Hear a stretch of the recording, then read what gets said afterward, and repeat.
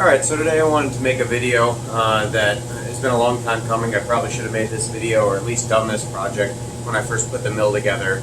So I'm going to go through an issue that I was having, walk you through kind of how I identified it and what I had to do to diagnose the problem, and then what I did to fix it. And spoiler alert, if you're here for watching me mill guns or anything like that, this is not going to be that kind of video. This is really just working on the precision Matthews and getting it dialed in. So feel free to, I don't know if anybody's watching these videos anyway, but if you're here for watching firearm slides get milled, you can feel free to skip this video. So I'll preface this with a lot of these videos I make for myself as a reference that I can go back to in the future if I forget why I did something or how I did something. So not the ultimate authority on milling machines or anything, but I make this for myself and kind of a quick reference for some people if they have an issue with the mill. So I'll start off with the problem I was having. I have a couple examples here. The issue I was getting was when I was trying to do some surfacing, so this is just a piece of aluminum plate, and I'm not sure how well this is going to show up on video, but I tried to surface this piece with a 1.5 inch wide face mill, and this won't show up on camera, but there is a very noticeable ridge between each of these different facing passes. So that's all well and good, and if you know anything about CNC milling machines, or just milling machines in general, that means the tram of the head, or the head being perfectly parallel to the table is off. So instead of the cutter coming through and cutting flat, it's cutting at an angle, and when it does multiple passes, you'll get a groove or a lip between the two passes. So that is a pretty easy problem to fix, and I'll go through how to do that here. But the more difficult problem I was encountering is depending on where I was on the surface, I could go from having almost no noticeable lip, like I do right in this corner, and then on this side it's almost a couple thousandths. I mean, I can feel it with my eyes closed, just rubbing my finger over it. It's a very large bump between them. So I didn't really know how it was possible that my tram would be changing as I moved in the travel of the table.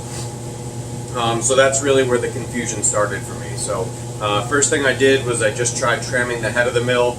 I trammed it in one direction, in the X direction, because that's pretty easy. The head on this mill tilts, so I just had to adjust that so that it was perfectly flat with the workpiece. And when I did that, there was still this lip, meaning that it was in the front to back direction that the tilt was off.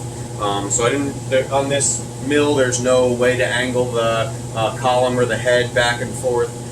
So I figured I had to have an issue with my mill, and my column, or the part that the Z head rides up and down on, was not perpendicular to the table. And I started to think maybe there was something wrong with the mill. So first thing I did is I went and kind of tried to do some research and couldn't really find any good references. In the Precision Matthews documentation, it talks about tramming the Y side of the column and how you can shim or place shims between where the column back here meets the base and kind of cant the head back or forward as appropriate to flatten it. So that's the first thing I did. There's 4 bolts that hold the column down to the base, and I loosened those, and I stuck some shim stock underneath the corners of the column so that I could tilt the head back. After doing that, I got some better results. I don't have an example after that, but the problem was less apparent, but it was still apparent. And for those of you who don't know, and I'll show you how to use these a bit later, but this is an indicator you use to check the tram of the mill. So you zero or calibrate it, and then when you lower it to the table, both indicators should read 0 at the same time, meaning it's not tilted, and you can do this in both directions. So I shimmed the column of the mill, it looked great, and then when I moved the table, either back or forward, the tram seemed to change. And that's really where I kind of got lost and went for a bit of a loop on what was wrong with the mill. I stumbled on a YouTube channel called @ManUnlimited. I'll put a link to his videos down below. He has a great series on setting up a milling machine and all the things you need to do to dial it in from the ground up. And that's really where I kind of had the light bulb go off and realize I was fixing a symptom of a problem, but I wasn't actually addressing the problem. So the issue, and I'll get into this a bit later, but the biggest issue that I had, and I'll use this big piece of aluminum here as a representation of the table, is when the table was moving back and forth in what is the Y direction of this, instead of moving perfectly straight back and forth, it was moving in a straight line, but instead of the table staying flat the whole way, it was actually twisting and then coming back to center again. So if you can imagine, the tool is trying to cut flat, and the table underneath it is actually moving back and forth, so it's changing it from being parallel cut to a not parallel cut, depending on the Y position of the table. The problem from there, so now that I understood the problem, I really had a hard time trying to figure out how to go and fix it, and I'll walk through that in a bit here. But all said and done, the tools you'll need to basically set up a mill like this, diagnose any problems you have, and then fix them are pretty simple. The first thing you're going to need is a level, so not your carpenter's level that you're going to find at Home Depot or anything like that. This is a precision level. So if you're interested, I can put a link in the video description on where I got this, but it's just a cheap eBay find. It was less than $100. It is obviously from overseas. The manual just states precision levels, and this is a bar level claiming 5/10 per 10 inches of accuracy. So you will of course need just a magnetic base and a dial indicator. The accuracy of this is really up to how good you want to get your mill. You'll need to pick up one of these or have something around that you can consider your standard for squareness. So I'm sure everybody has a set of these lying around. These squares, I use these for welding and rough aligning and things like that, and they're fairly accurate. But you're going to want the most accurate tool that you can find. So what I decided to go with, again, this is an eBay find, less than $100. I think I paid about $80 shipped for this, and it came from China, so it took a couple weeks. And this is a 10-inch by 6-inch granite square, and this thing worked great. And so you need to pick something up that you use as your standard for squareness. After that, there's a couple options. So I decided to pick up one of these. I showed this a minute ago, but this is used to check the tram of a mill. It's just 2 dial indicators mounted to a crossbar and a dowel pin pressed into that. This has 3 positions, so you can set them 6 inches all the way to 3 inches apart from each other. Obviously, the further apart they are, the more accurate or the easier it's going to be to get them accurate. And these actually can be made really easily. There's just the tolerances on them are not that tight. I'll show you in the end how you calibrate this, and even if this wasn't a perfectly straight bar, or if you had a bit of run out in the system, you could take that out just by setting up the indicators. The other option is to just go with a simple indicator mount that you mount in your spindle and put a dial indicator on that, and you would just sweep the table to check your tram. So if you don't feel like splurging, these indicators that go in your spindle are very, very cheap. They're like 15 bucks. So those are the tools you're going to need. And big picture, I'll just tell you the bottom line up front if you're not interested in watching this whole video. But the steps that you're going to need to go through is first, you have to start with making sure that your base is perfectly flat and mounted on your table, mounted on your stand in a way that there's no twist in the table. The Precision Matthews PM-30 mounts to my base with 4 screws in the corners of the base.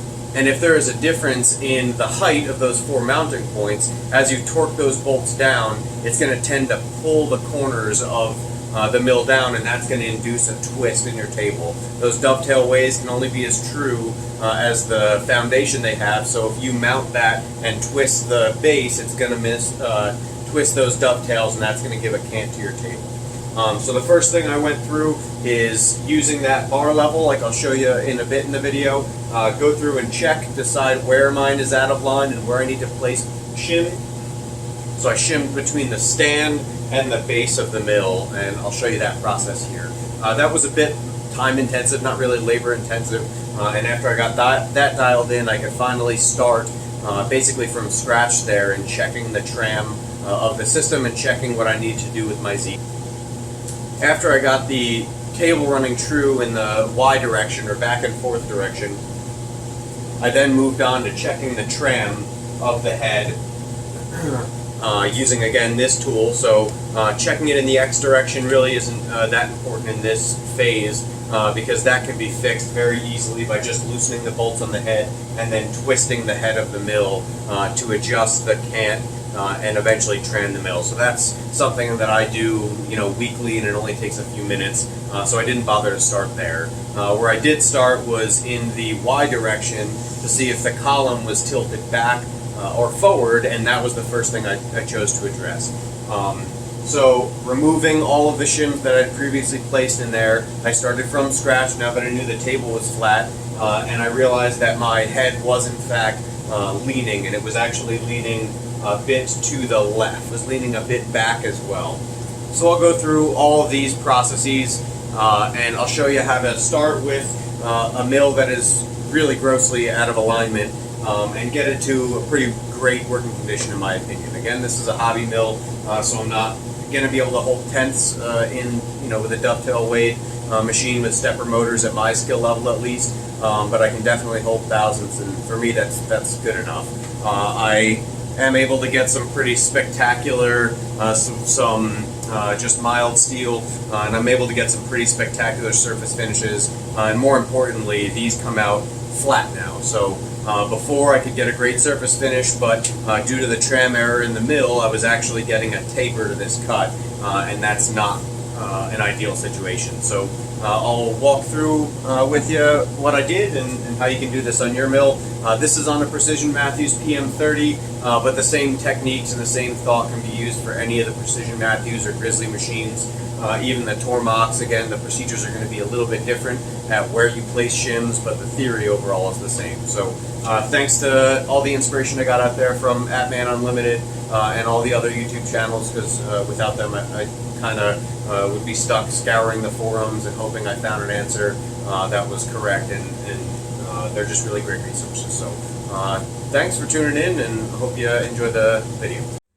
So I'll take a second here to show the results I was able to get on my table. So one of the first things you want to do using one of these levels, if you can see, I am just past that first division here, so I'm not perfectly parallel, but this is certainly enough. So you can see I am 1, 2, 3 divisions away, which would be 1.5 thousandths over 10 inches. It's plenty good for what I'm doing in level, but what you want to make sure is that the level is actually calibrated correctly. So again, I'm on the second line over, and if I flip this level 180 degrees, and I did go through and stone this table in the bottom of the level with a precision flat stone before I did this, so there were no burrs.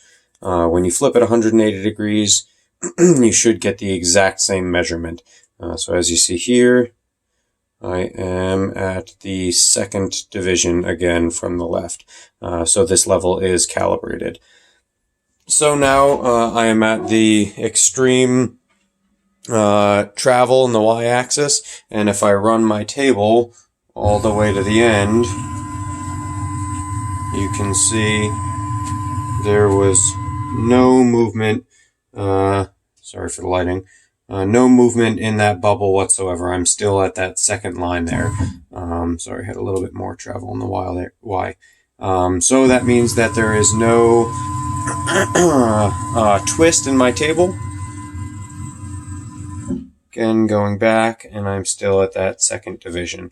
So you can see that there is no twist in the table, and that is the first thing that I went and tackled. So that was done by shimming between the casting, the base of the mill, and the table that I made for the mill, or the base that I made for the mill. And after I did that, I was able to get pretty good results. So now that I know my table is running true in the Y direction, and there's not really anything I can do about the X direction. If I had a twist, that would be due to an issue in the dovetail ways, and I didn't have any issue there. So I'm not sure if that would be as easy to fix, but luckily I didn't run into that problem. So once that problem was addressed, I start from the ground up. Don't fix the symptom, fix the problem. So I fixed that problem, and now I'm going to move on and make sure that my table is perfectly perpendicular to the column of the mill. Here is an inexpensive granite square. This is a HHIP that I picked up from eBay for, again, under $100. Not a super accurate granite square, I'm sure, but accurate enough for a hobby mill that I'm using here. Plenty good enough. So I have a indicator set up, and it's set on 0 here at the top of that square. I will go in and 0 the Z, and I'll show you here that if I go from the top,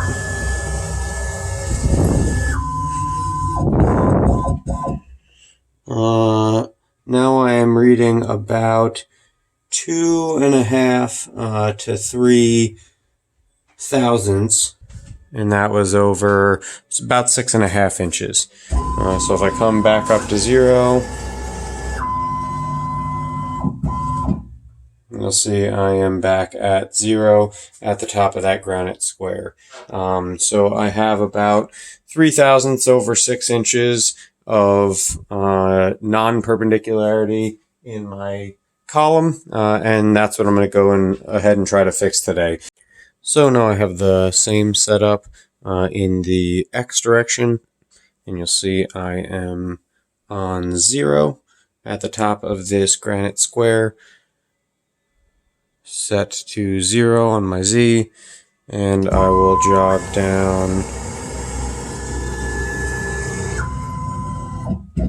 there, and you can see I have about 4 thousandths worth of travel in the the X-axis that is not perpendicular. So I come up to the top again, you'll see I'm back at 0, and then one more time,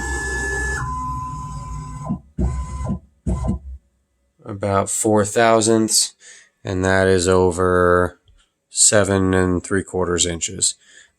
So that's what I aim to fix today. The way I'm going to do that is by shimming between the column and the base. Now this is not the ideal way to do this. In a perfect world, you would have, for the most rigid setup, 100% surface area contact between that mating surface between the column and the mill and the base. So what you want to do is add the minimum amount of shims you need to, so that your column is moving perfectly perpendicular to the table, and even better than that would be to use some epoxy resin and have a more permanent solution, which I'll be doing in the future at some point.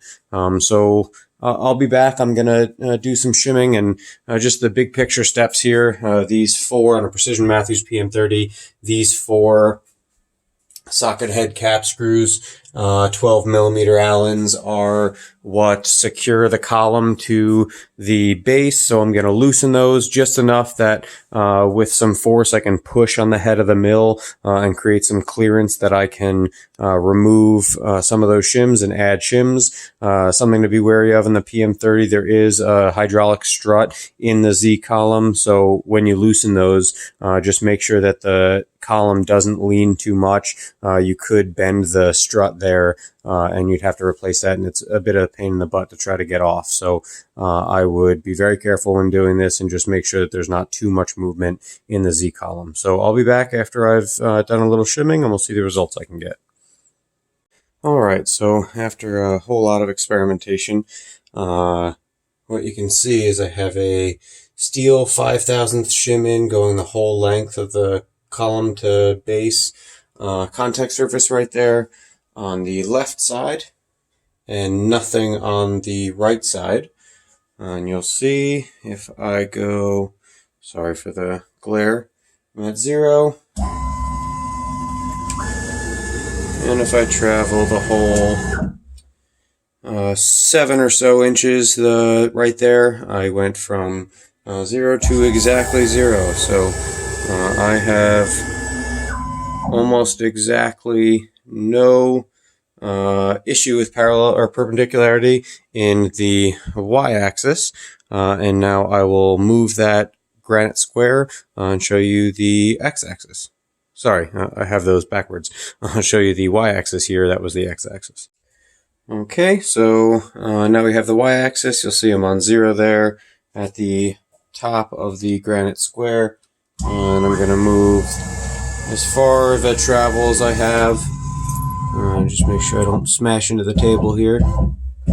So that's about good enough. And you'll see that I am, sorry, I'm going to have to find a decent angle, half a thousandth. So 5/10, I'm pretty sure, over the 10 inches of this granite square is pushing the limits on really the accuracy and the precision of that granite square. So I'm going to call that good. 5/10 in the y direction and essentially 0 in the x direction for squareness. So the next thing to do is I am going to pull out my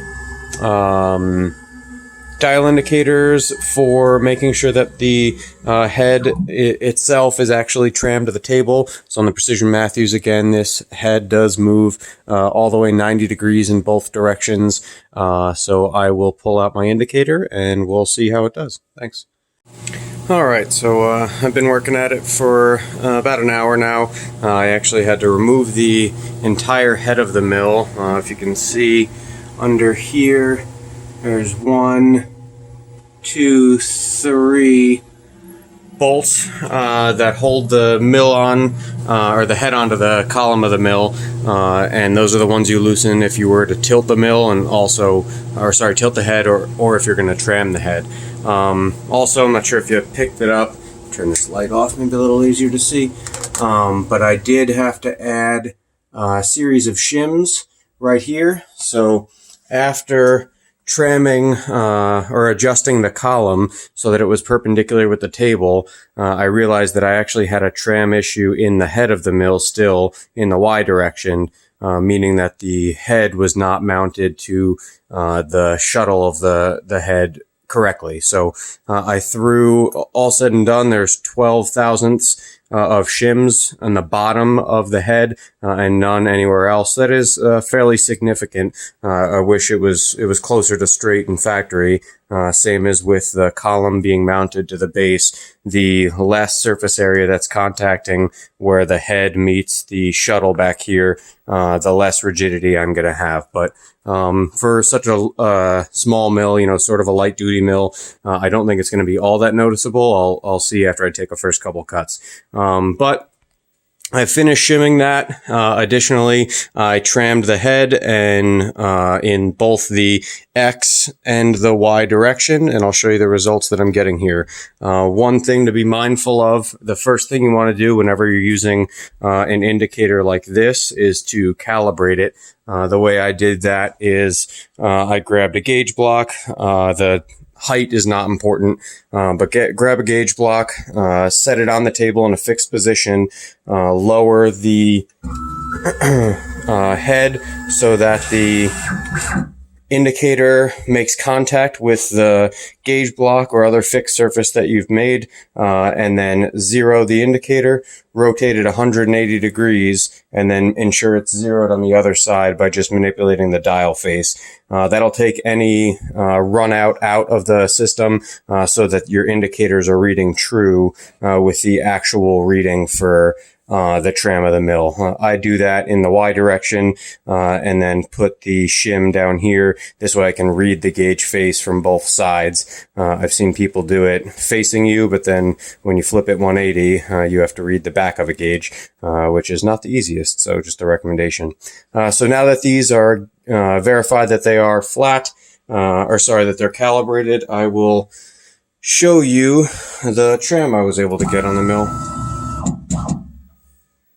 So now I'm just going to come down to 0 on, and really when you're doing this, you only need to look at one, ensure it's zeroed. So I'm 0 on the right there, and I'm about 3 or so tenths off on this one. Each one of those indications or increments are 5 tenths, or half a thousandth of an inch, and 3 or 4 tenths over 6 inches, which is the distance between these two farmost spots, is more than enough for what I need here. So that is good in the X direction.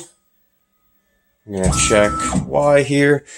So I have to turn it 90 degrees and then make sure that it's making contact on the table on both sides, right about there. And then same process. Bring one of the indicators to 0. Sorry for the camera angle here. And then see what the other reads. So I am just over 0 there and just under 0 on this side. So in the Y I'm a little bit worse. I'm about a full 5 tenths off for the 6 inches, but 5 tenths over 6 inches on a mill like this is good enough for me for now. I do have a couple projects. Sorry for the looking at nothing. I do have a couple projects that I need to get done this weekend, so unfortunately I don't have much more time where I can deal with the mill being down, but that is substantially better than it was, and we'll see the surface finish in a second. Alright, so we're set up here. This is about a 12 inch by 5 1/4 inch piece of aluminum. You can see this was faced with a 3/8 inch end mill in the past when I had my Tram issue, and I have a very noticeable, at least for feeling, very noticeable height difference between these lines. So the goal here is going to be to use this 3-inch Superfly, and we're going to try to face this. This is going to be roughly a 5 thou deep or depth of cut, and a full about 2.8 inch width of cut, and we're going to see what sort of results we get. So I'm running at 2500 RPM and 14 inches a minute. Here we go.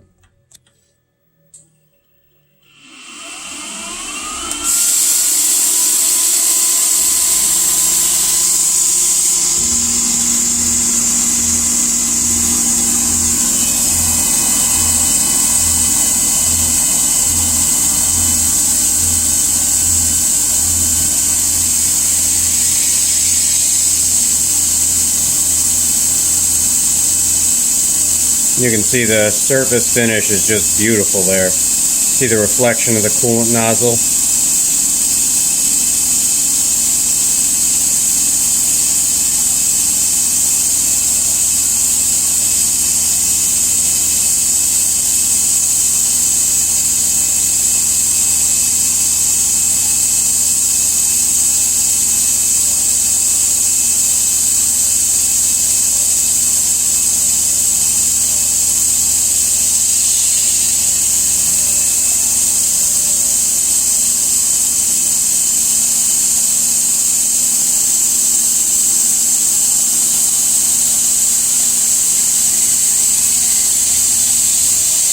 Okay, and here we're going to see the difference in my Y tram. So here we should see a bit of a ridge between the two cuts.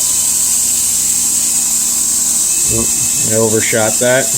Not actually going to overlap there. There we go.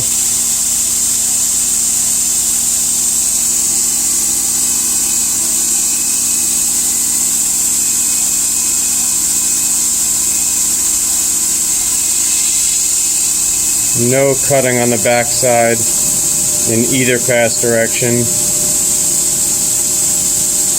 So the tram in the Y direction, or correction, the X direction is just about perfect. There's really nothing more that I would ask from that.